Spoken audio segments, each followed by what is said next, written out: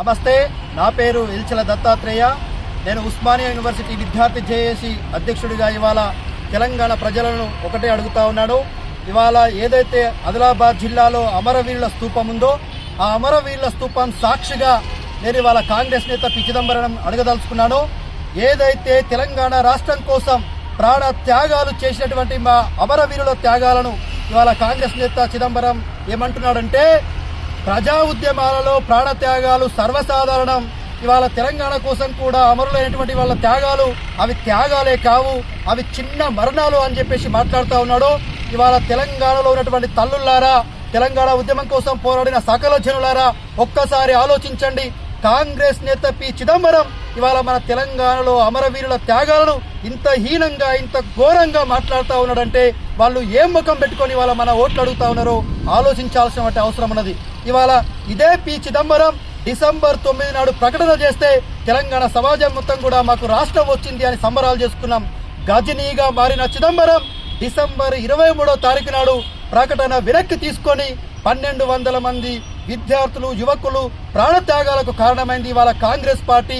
ఈ చిదంబరం, ఈ సోనియా గాంధీ కాదా అని చెప్పేసి అడుగుతా ఉన్నాను. ఇదే పిసిసి అధ్యక్షుడు రేవంత్ రెడ్డి ఇదే సోనియా గాంధీని నువ్వు బలిదేవత అన్న మాట వాస్తవం కాదా అని చెప్పేసి అడుగుతా ఉన్నాను. ఇవాళ కాంగ్రెస్ యొక్క నేచర్ ఏందో అర్థమైపోయింది. మా త్యాగాలను కిచ్చపరుస్తా ఉన్నారు, మా పోరాటాలను అవమానపరుస్తా ఉన్నారు. ఇవాళ మా ఓట్లు మీకు ఎట్లా ఇస్తామని చెప్పేసి అనుకుంటా ఉన్నారని చెప్తా ఉన్నాం.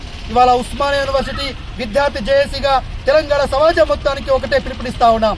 కాంగ్రెస్ పార్టీ మళ్ళీ అధికారంలోకి వస్తే రైతుల ఆత్మహత్యలు జరుగుతాయి, నిరుద్యోగుల ఆత్మహత్యలు జరుగుతాయి, అమరుల ఆత్మహత్యలు జరుగుతాయి, మహిళలపై దాడులు జరుగుతాయి. కాబట్టి కాంగ్రెస్ పార్టీని ఈ తెలంగాణ సమాజం నుంచి బహిష్కరించాల్సిందిగా పిలుపునిస్తా ఉన్నాం. ఇవాళ తెలంగాణలో ఏదైతే అమరవీరుల త్యాగాలను గౌరవించిన కేసీఆర్ గారు హైదరాబాద్ మహానగరంలో ఒక మహోన్నతమైనటువంటి అమరవీరుల స్తూపాన్ని నిర్మించి వాళ్ళ త్యాగాలకు అనుగుణంగా, వాళ్ళ ఆశయాలకు అనుగుణంగా తెలంగాణ రాష్ట్ర అభివృద్ధిని కాంక్షిస్తూ ముందుకు పోతా ఉంటే ఇవాళ ఇదే చిదంబరం, ఇదే కాంగ్రెస్ పార్టీ మన త్యాగాలను అవమానపరుస్తా ఉంది.